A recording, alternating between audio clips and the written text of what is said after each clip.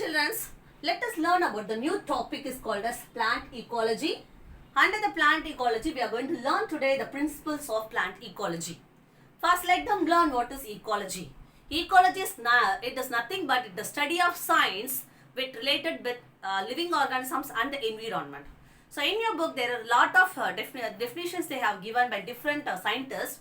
You can choose even in botany as well as in zoology and write the correct definitions. Actually, you have to write the definitions which is connecting the environment and living organisms, either plant or animals. Okay. So there is a study of science which communicating or which relating the living organisms with the environment.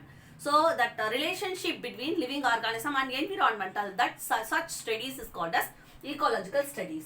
So first, a person, Alexander von Humboldt, is called a father of ecology.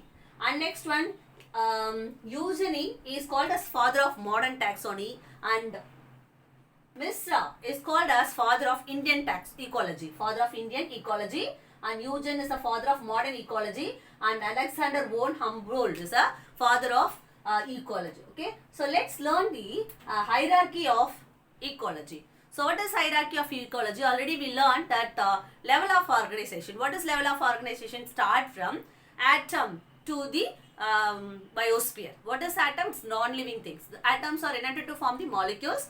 Molecules united to form the organelles to cells, cells to tissue, tissue to tissue, organs, organ systems, organ system to living organism, all living organism united to say population, population united to form community, community united to form different ecosystem, then they forms biosphere. Okay, so this is the level of organization.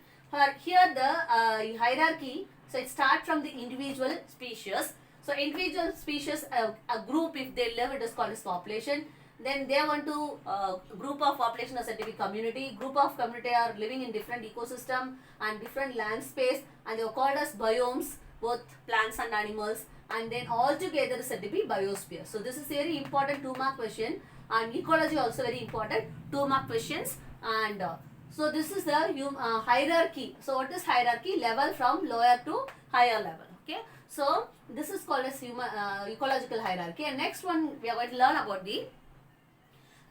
the branches of ecology. Branches of ecology. So there are two types of branches. One is acute ecology or syncology. So this says about the ecology of individual or ecology of specific species.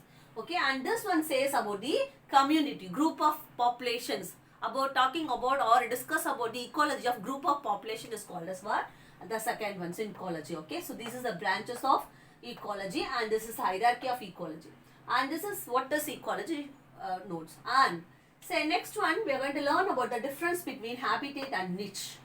Habitat and niche, both are similar together, but if you go deep, habitat means a place where the animal lives, where the place where the living organism dwelling. So that is called as habitat. So that habitat can be that is occupied by many organisms, that is called as niche. It is a common place for all living organisms. It can be at same time different types of organisms can be live together. Okay, so that is called as niche. And this habitat can be shared by many of the organisms. Habitat, in particular habitat, different organisms will start to live. And here it is niches. What niches? It will be about single species. First, each single species there is a specific niche is available, and it is habitat is specific for an organism. So some of the aquatic species live only in that. So for example, if a saltwater fish live only in the salt water, it can't tolerate the fresh water.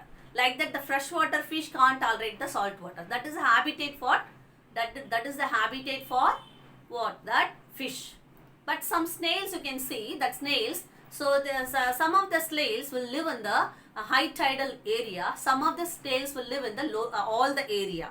So that is about the niches of the snails. So like that, the habitat and they differs. Okay. So this niche can change per season as per time. So at a particular time we can see the species. For example, in the forest or in zoological park. So if you go for evening time, you can see certain types of species. But if you go during the daytime, that is sunny time, that during the 12 o'clock that time, you cannot see the species. They won't come out. They will live inside the the shed, under the shed they live. So this is what niche. So particular time and particular season they start to gather in particular area. All the animals are live together nearby. That is called as niche. Okay. So that is it is also very important 2-mark question. So maximum 2 marks and easy questions will be asking from this chapter. So you can easily focus this lesson. Okay. And next is ecological equivalent. Ecological equivalent. So here it says that taxonomical different species occupy similar habitat in different geographical area. Taxonomically different species. Okay. Taxonomically different species, by seeing that the different appearance species can live in similar habitat. Similar habitat if they live. For example, if a eucalyptus tree is living, nearly a banyan tree is living, they both will differ from each other. So different geographical areas. See, taxonomically different species occupy similar habitat but in different geographical area. So this is called as ecological equivalent. For example, take a grass plant. That grass plant of one area. So if it is live in one continent or if one country, the grass having certain characteristic features such the appearance and color. It will be one if it is considered as one. Then in the same species in some other country, it will be having some more adaptation or some less appearance. Okay, some less adaptations. So these are all says about the ecological equivalent. As per the environment, it will change themselves and they modify themselves and they survive. So that is talk about the ecological equivalent. Ecological equivalent. Okay. And next one, ecological factor. Next we are going to learn about the ecological factor. Under the ecological factors, there are a lot of factors. Here they have mentioned 4 factors. One is climatic factor, adaptive factor, and photographic factor, and biotic factor. So let's go. We are going to learn one by one in this lesson. Okay. So first let us take the climatic factors. Under the climatic factors, it will come lot of things. So light, temperature. So we're going to learn one by one. Okay. So see, first one we're going to learn about the under the climatic factor. First we are going to learn about the light. So the light. So maximum the plant grow under the sunlight. The sunlight is very important for the plant growth. Okay. So what we can see, the sunlight, what is visible to us, that is called as visible light. So that visible light having the wavelength, it will be having a wavelength. So that wavelength, it starts from 400 to 700 nanometer. Okay, the visible light will be having the wavelength of 400 to 700 nanometer. Okay, so this 400 would be a violet color and the 700 be a red color wavelength. Okay, so see here in blue color will be, so each wavelength will be shown or visible like in different color. Okay, so see blue color that is it would be the wavelength between some 400 to 500.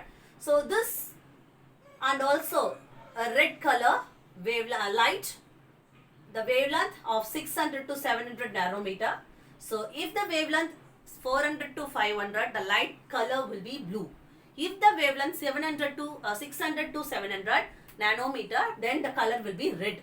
Both blue and red color wavelength is good for the rate of photosynthesis. If in this blue color and red color, it will be increasing the photosynthesis. Rate of photosynthesis will be increased in this wavelength. Okay, and green color wavelength, that is 500 to 600, it's very less wavelength, but strongly absorbed by the plants. This light will be strongly absorbed by the plant. Okay, so this is about the light and especially visible light. So light is very important for the plant for the growth. So you know already photosynthesis, it needs light. Without light, the photosynthesis may not occur. Even if you are growing the plant at home, if you focus the green color light, if you gave a green color light, the plant will grow soon. Okay. So next one, effect of light. Next is based on the effect of light, we can divide it into plants into two. One is heliophytes and xeophytes. What is heliophytes? So the plants which lives the sunlight. If they require sunlight, if you provide sunlight, only it will grow. So that plants are called as light loving plants. What it is said to be? Light loving plants. But certain plants live under the shade of other plants. They cannot survive in the straight light. Okay, that plants are called as what? Xeophytes. So what is it to be? Xeophytes. So they are shade loving plants, shady loving plants. Okay, if they light the sun, if they light the light directly, if they love the light directly, they are called as heliophyte, right? Some of the plant like to, or they prefer to grow under the shady area, so they are called as xeophytes. Okay, and next one we are going to see the factor temperature. Next factor is temperature. So temperature, if minimum, it can divide the temperature into three angle: minimum, optimum, maximum. Minimum means very less, optimum means correct level, and maximum means over, that's more temperature. If the temperature is very less, so physical activity of the plant will be reduced. The physical activity of the plants will be reduced. So the aspiration, transpiration, all the activity will be reduced. Okay, and if it is optimum, correct level, the plant will attain all the physical activity at maximum level. Okay, if the temperature is very high, so it affects the plant and all the physiological activity will be affected. Okay, and next one, so that is about the temperature. And next one, temperature tolerance. Based on the temperature tolerance, we can divide the species into two. One is eurythermal, another one is ctenothermal. Eurythermal, they can having the wide range of temperature. They can survive in wide range of temperature. Even it can live in the cool region, or even it can live in the whatever temperature is altered, it can manage and it will survive. So that is called as eurythermal. Truly they will live in all temperature. Okay, and ctenothermal means they live only at the small range of temperature. The sudden, if you change a slight temperature, they will not survive. So that is called as ctenothermal. Okay, so eurythermal example is zooster. Zooster is a marine angiosperm. It can live in whatever condition. Okay, and next one, ctenothermal. For example, mango tree. You can take a mango tree. You cannot see any mango tree in Canada or Mexico. So Canada and Mexico is not suitable for the growth of the mango. So mango is good example for the ctenothermal. So slight variation also will not allow the plant to grow. So such is called as ctenothermal. Okay, based on the thermal tolerance, eurythermal and ctenothermal, it is important. 2 mark question. 2 mark. Okay, and next one. So thermal stratification, this is also important. 3 mark question. So thermal stratification, based on the temperature under the water, we can divide into 3 stage or 3 levels. So even 1 marks also they will be asking this question. So 1 mark and even 3 or 2 marks question. Okay. So what it is? So the under the water. So this is a small pond we have shown. So it is divided into 3 segments, 3 strata based on the temperature. Based on the temperature level. So those who are at the bottom, they are getting very less temperature. They are said to be hypolimnion. What it is said to be? Hypolimnion. The middle area metalimnion. The upper surface is called as epilimnion. Epilimnion will be getting a maximum of temperature, and the metalimnion getting a little bit lesser than the epilimnion, and hypolimnion is very low temperature. That is called as, based on the temperature, the water will be stratified into 3: epilimnion, metalimnion and hypolimnion. And next one is temperature based zone. Temperature based zone. We can divide the earth or the space by two, one by latitude, another by that is altitude. Latitude means from the 0 degree to 90 degree. Okay, so through this area that it may be, so it covers all the area from 0 degree to 90 degree. This spreading area is called as what? Latitude. So you can see the wide range of forest. So tropical rainforest, grassland, desert, and coniferous forest, tundra forest, ice. So if you go for altitude, so altitude also, so it may leads to different that is plant formation. So here basically tropical rainforest, grassland, then desert, then coniferous forest, tundra forest and snow region. So we can divide the zones of the land based on temperature. One is by altitude, another one is latitude and altitude. Latitude means from 0 to 90 degrees Celsius, and altitude It says about the from the sea level. Have you seen in the railway station of in the board of railway station, they will be mentioning that the areas feet or height from the sea level. From the sea level they will be mentioned. If year before, if you are not seen, just year after go and see whether they have given that reading. So what it says, it says about the area and the distance from the sea level. Okay, so still in this, up to what we learned about the ecology and what is mean by ecology, and what is hierarchy of ecology, and what is branch of ecology, and what is the ecological equivalent, and what we learned about habitat and niche, and we learned about the ecological factors, so climatic, edaphic and topographic and biotic factors. In the climatic factors, we have learned that about light and temperature. So we are going to learn the remaining climatic factors.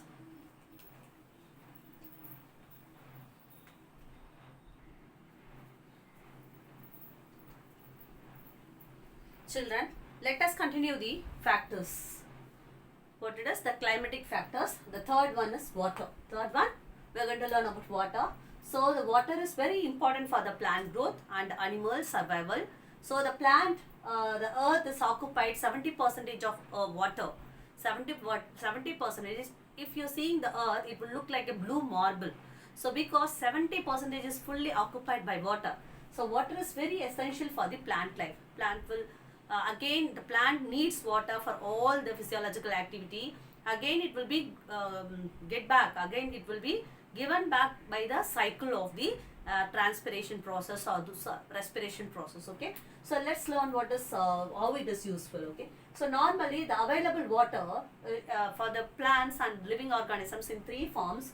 One is in the form of moisture. So in the atmospheric, it will be in the form of moisture, that is also available for us, and precipitations, some of the bristling like precipitation form, or in the soil water. So these are the three forms of water which is available for us. Okay, one is moist water, second one is moist water, atmospheric moisture, second one is precipitations, and third one is in the form of rain, or you can say it is in the form of rain, and soil water. So these are the three forms. Underground, in the underground we can find the soil water. Underground we can found in the soil water. Okay, and next one is the next topic of the water is salinity.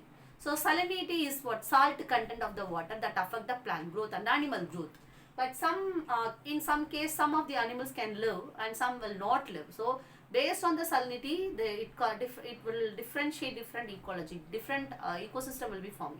So they can find that how many percentage of, based on the salinity, we can divide the water into different forms. So in fresh water, you will find only very less percentage, 0.5, less than 0.5 salinity. And in sea water, this is very important, one more question. Sea water, the salinity content is 32, that is 0.30, from 0.30 up to 35%. You can find the salinity in sea water. And if it is 100% saline water, then it is said to be lagoon. So no species can live in such area. So that is called as lagoon.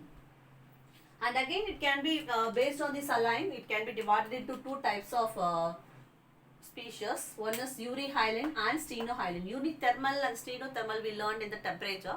So which can tolerate a wide range of temperature is called as eurythermal. Like that, which species can live in a wide saline content, wide range of salinity, they are called as euryhyaline. And which will live only in slightly modification also kills the person. For example, fish, take a fish.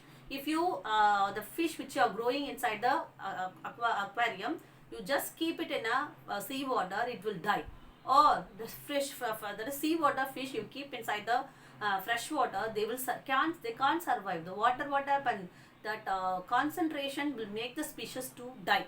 So the salinity, based on the salinity, the animals are said to be euryhyaline and stenohyaline. Okay, it's important, 2 mark question.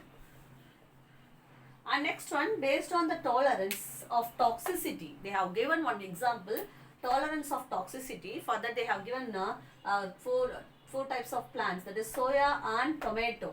Soya and tomatoes, a plant can live in the presence of cadmium. Cadmium is a very toxic and which causes cancer. So that cadmium can be not affect the soya and as well as the tomato. So this while it grow, it will absorb the cadmium and store in particular cells. Some few cells, it will be stored in few cells, but other cells will not be affected. Because of this property, that soya and tomatoes is we can use for the phytoremediation for control the cadmium. So in which area their cadmium manufacturing area, they can grow this type of plant to control the cadmium. Okay, so from the soil it will take, it will take and it's stored in certain cells and it is not affecting the plant's growth. Okay, and even if rice and icornia also, they will store the cadmium in their protein, so it does not affect that plants, and we can remove the cadmium from the soil by using these plants. So a very important 2 mark question. Okay, or 1 mark question, soya and tomato. And one more thing I want to say, that is what for growth, many of them will eat the germinated seeds. So soya is very bad, soya is very toxic while you allow it to germinate. So avoid eating the germinated soya. So it is not related to chapter, but I'm giving information regarding soya. Okay, and next one, so because of this plants are considered as a phytoremediation plants. Okay, and next the fourth climate is wind. So wind also is very important for the plant growth. Wind decides the plant growth has to be proper or not. So if the normal wind, it will the plant will grow optimally. If it is heavy wind, it will affect the plant by what happens if it is heavy during the storm or during the season, rainy season, due to heavy wind, it will affect the leaves and all the parts of the plant. That's why by this actions it will affect the plant. Okay, and then so wind, normally the wind is nothing but it is indirectly we are talking about the air.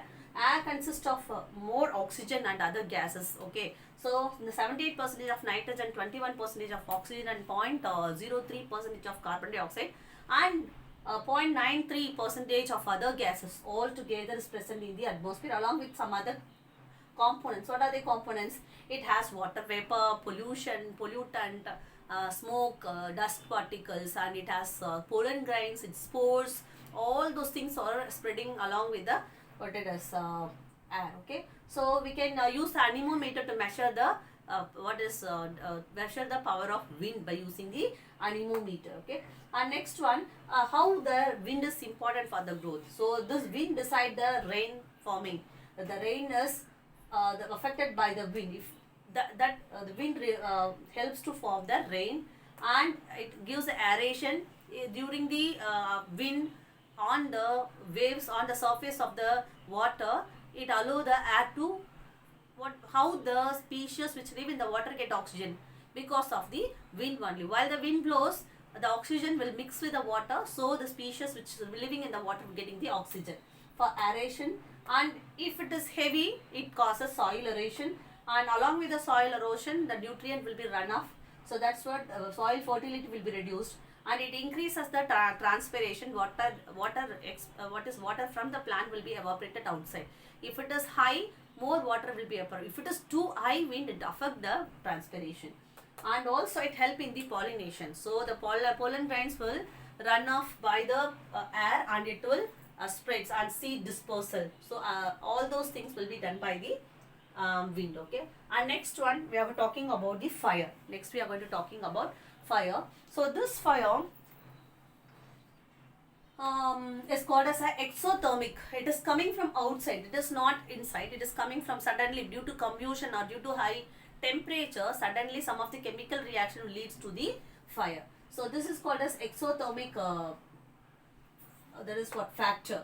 So based on the fire, we can if the fire happens in the forest fire, we can divide it into 3 areas. One is ground fire, and second one is surface fire, and third one is ground fire. What is a ground fire? So ground fire takes place in the subterranean, under the ground. So it is flameless. We cannot see the flame. Okay, it is flameless, and it is found in the subterranean region. And second is surface fire. So surface fire, maximum the fire will be catching on the herbs and shrubs, small plants, okay. Only small plants will be affected. And the third one is crown. What is crown? So it's said to be which will place on our head, okay. Like that in the forest, the toppermost area. So if burnt out, then it is called as canopy. So will be burnt off, that is called as crown fire. So the fire is divided into three: ground, surface and crown fire. So because of the fire, the entire forest will burnt out. That burnt out area is said to be pyrophilous area. What it is said to be? Pyrophilous area. Two more questions. What is called as pyrophilous area?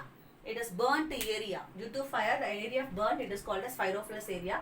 Because of the fire, it affect the forest, it affect the plant growth. Once the plant burnt out, that area, that carbon or that burnt area is a place for the growth of certain pathological fungi and bacteria, okay. And also, if the fire takes place, or if the fire incident is happened, automatically all other factors also will be affected.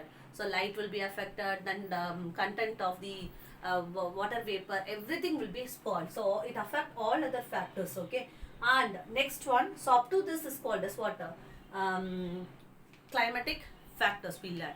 So, and next one we are going to learn about the adaptive factor. Adaptive factor means talking about the soil. It is fully talking about soil related. So the soil physical and chemical nature of the soil, and talking about the physical and chemical nature of the soil is called as adaptive factor. So study of soil is called as pedology. Pedology. What is said to be? Study of soil is called as pedology. And we can find two types of soil. One is residual soil and transport soil. Transport soil by means of wind, it taken from one area to another area. So this is called as transport soil, okay. Residual soil, where the soil where it lives, okay. That is called residual soil. And we can divide into different factors, so which affect the growth. So we have different factors of the soil. So they are soil moisture, soil water, soil reaction, that is acid, base, neutral, soil nutrition, soil temperature, soil atmosphere, soil organisms. All those things will affect the plant's growth. So suppose take soil moisture. Soil moisture is very important for some microorganism growth in the soil. And then soil water, if the soil water is proper, then only it will allow the where you get the water. So in between and under the subterranean region, in between the soil particles, you can find the water molecule. So that will be if it is enough, then only the particular area the plant grows, okay. So and soil acid base, so some based on the acid base and neutral, the plant variety of plants can be decided. Certain plants will start to grow in acid, certain plants grow in neutral soil, certain plants can grow in the base soil. All the plants will not grow in all the areas, okay. So by the way, we can avoid the competition between them to getting the sunlight, food source, all those things, okay. And soil nutrient is very important for the plant growth and plant and animal growth. So soil nutrition, so the soil nutrition is absorbed by bacteria, from the bacteria to the plants, again from the plant it will get back to the soil. And soil temperature is also very important. If soil temperature is too high, it will turn into desert like. And soil atmosphere, soil organisms. So if earthworm, if soil having all the features, then only it leads to growth of more organisms in the soil, which is good for the that is what ecology. And next one is very important, 5 mark question. It is soil profile. So if you divide the soil strata, so we can find this region O, A, B, C, R. O, A, B, C, R. So the first one, O. So O, in the region of O, it is the toppermost area of the rock or of the soil profile. Humus, where we can find more humus. And so here we can divide again the O1 and O2. O1 will be having the uppermost area, which having the freshly fallen twigs, leaves, all those things, okay. And then the next level is said to be O2 level. We can find the dead and decomposed organic matters over here. So you cannot find this upper area, O area, in the agricultural field, because we are cleaned over the area, so we can't found this area. And even in desert, it is run off by the wind, we can't find this area.